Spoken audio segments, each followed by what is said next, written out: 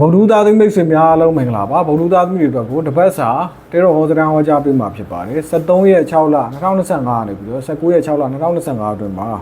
ဗုဒ္ဓသားသမီးတွေစီးပွားရေးကျန်းမာရေးလူမှုရေးเนาะအခြေအိမ်တော်ရေးတွေဘလို့နေထားရှိလဲဆိုတော့ဟောကြားပေးမှာဖြစ်ပါတယ်အဲ့တော့ဗုဒ္ဓသားသမီးတွေဒီတပတ်တာကာလမှာထူးထူးခြားခြားအိမ်ပြင်ရတာအိမ်ဆောက်ရတာမျိုးတွေကြုံတွေ့ရတယ်အလောက်ကိုင်းအခွင့်အလမ်းတွေအခွင့်အရေးတွေအလောက်ကိုင်းနဲ့ပတ်သက်တာတွေပေါ်ပေါက်တတ်တယ်လုပ်ငန်းတွေတိုးချဲ့ရတတ်တယ်အိမ်ပြင်ရတာအိမ်ဆောက်ရတာမျိုးတွေကြုံတွေ့တတ်တယ်အဲ့တော့ဗုဒ္ဓသားသမီးတွေအတွက်ကလည်းဒါကံကောင်းတဲ့နမိတ်မျိုးဖြစ်ပါတယ်ဒီဘက်တာကာလမှာအဲ့တော့ငွေကြေးကံနဲ့ပတ်သက်ရင်တော့ငွေကြေးကိစ္စတွေမှာအနေငယ်အခက်အခဲလေးတွေကြုံတွေ့ရတတ်တယ်နော်ငွေကြေးကိစ္စတွေမှာကြံ့ကြာမှုတွေကြုံတွေ့ရတတ်တယ်နော်ရစရာရှိတဲ့ကိစ္စတွေမှာအလွယ်တကူမရဘဲနဲ့ကြံ့ကြာနေတာမျိုးတွေကြုံတွေ့ရတတ်တယ်ငွေကြေးကိစ္စတွေမှာတတိဝရိယကြီးကြီးနဲ့ဆောင်ရွက်ရမယ်ဆိုတဲ့မျိုးဖြစ်ပါတယ်အချီးငါးကိစ္စတွေအထူးသတိထားရမယ်အဲ့တော့ရုပ်တရက်ငွေအလိမ်ခံရတာမျိုးတွေကြုံတွေ့ရတတ်တယ်ငွေကြေးနဲ့ပတ်သက်ပြီးတော့စီမံခန့်ခွဲမှုနဲ့ပတ်သက်ပြီးတော့ဗုဒ္ဓသားသမီးတွေနဲ့ငွေအထွက်များနေတတ်တယ်ငွေအကုန်များနေတတ်တယ်အဲ့တော့ငွေကြေးနဲ့ပတ်သက်ပြီးတော့ဂရုတစိုက်ဒါ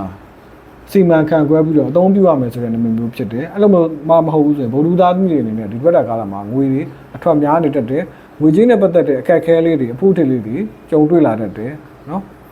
အဲ့တော့ရစရာရှိတဲ့ငွေကြေးတွေကလည်းအလွယ်တကူမရတာမျိုးတွေထင်ငေါ့ကြံ့ကြာနေတာမျိုးတွေကြုံတွေ့တတ်ပါတယ်အဲ့တော့ဒီကာလမျိုးမှာပညာရေးကိစ္စတွေကြုံတွေ့ရတတ်တယ်ပညာရေးနဲ့ပတ်သက်ပြီးတော့သတင်းကောင်းတွေကြားရတတ်တယ်ပညာရေးနဲ့ပတ်သက်ပြီးတော့သတင်းကောင်းတွေကြားရတတ်တယ်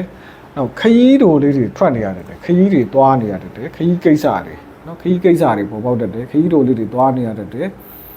မကြာခဏဆိုသလိုဗုဒ္ဓသားသမီးတွေခရီးသွားလာတွေများနေမယ်နော်ရုပ်တရက်သတင်းကောင်းတွေတော့ကြားရတယ်အလောက်ကိုင်းနဲ့ပတ်သက်တဲ့သတင်းကောင်းတွေကြားရခင်ရှိတယ်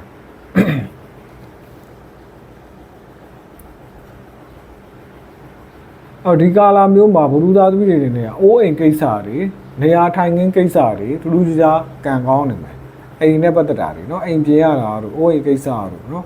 နောက်ပညာရေးကိစ္စတို့ထူးထူးခြားခြားကံကောင်းနေမယ်နမိတ်မျိုးဖြစ်ပါတယ်ပညာရေးကိစ္စတွေနောက်ချက်ကအခြေရေးနဲ့ပတ်သက်တဲ့ကိစ္စတွေအခြေရေးကိစ္စမေတ္တာရေးကိစ္စတွေကံကောင်းနေမယ်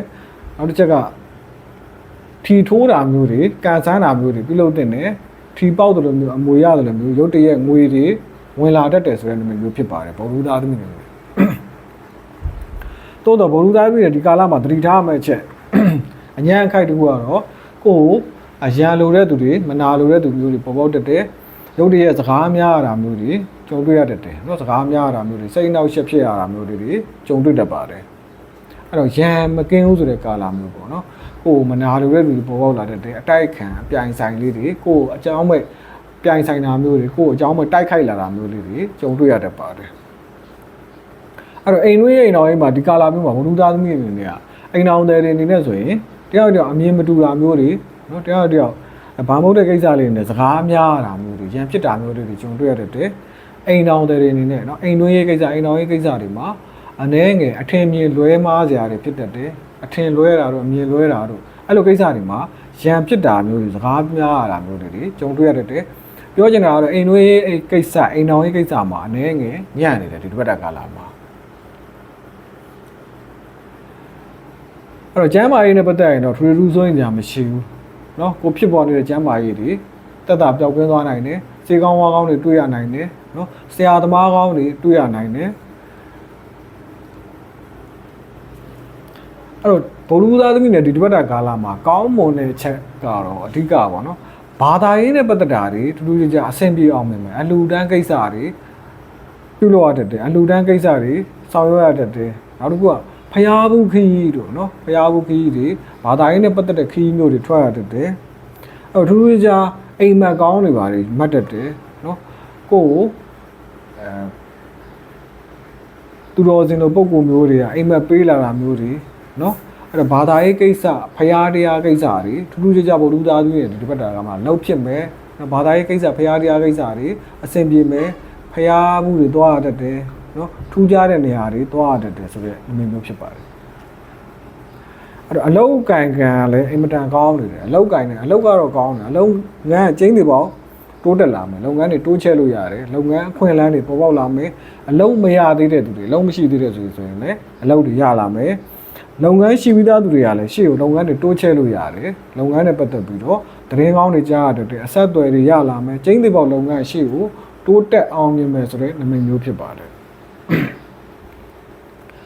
အဲ့တော့ငွေကြေးလက်လာပါပိုင်းဆိုင်ရာမှာလည်းအင်မတန်မှကောင်းနေတယ်ကိုမရတော့ဘူးလို့ကိုဆုံးပြီးတော့ထင်ထားတဲ့ငွေတွေတောင်မှပဲပြန်ရလာတတ်တယ်เนาะအဲ့တော့ကိုဆုံးပြီးတော့ထင်ထားတဲ့ငွေတွေရုတ်တရက်ပြန်ရလာတတ်တယ်ကိုရကြရှိတဲ့ငွေတွေเนาะလက်လာပါတွေလည်းဝင်ငင်းရှိတယ်ဆိုတဲ့နမိတ်မျိုးဖြစ်ပါတယ်အဲ့တော့နိုင်ငံခြားခရီးဝေးကိစ္စတွေအထူးအဆင်ပြေအောင်မြင်မဲ့နိုင်ငံခြားနဲ့ပတ်သက်တာတွေခရီးဝေးကိစ္စတွေကျင်းတွေပေါ့အဆင်ပြေအောင်မြင်မဲ့နမိတ်မျိုးဖြစ်ပါတယ်ခရီးကိစ္စတွေအဲ့တော့ခရီးဝေးသွားမယ်ဆိုတဲ့လူတွေဒီချိန်ခါမျိုးမှာခရီးသွားလို့ရတယ်ခရီးတွေထွက်ဖြစ်မယ်နိုင်ငံခြားခရီးတွေအထူးအဆင်ပြေအောင်မြင်မယ်အဲ့တော့ကျွန်တော်မိတ်ဆွေဗုဒ္ဓသားတွေများလုံးကျမ်းမှာချမ်းသာကြပါစေအဲ့တော့ဒီတပတ်တာကာလမှာကျွန်တော်အញ្ញမ်းခိုက်တွေကြုံတွေ့နေတယ်အញ្ញမ်းခိုက်တွေရှိတယ်ဆိုရင်ဗုဒ္ဓသားသမီးတွေအနေနဲ့ကမိမိအိမ်ဖျားမှာစပယ်ပန်းရှစ်ကုန်းလူတန်းလိုက်ပါကျွန်တော်မိတ်ဆွေများအားလုံးကျမ်းမှာချမ်းသာကြပါစေဘေးပြာဝေးကွာကြပါစေ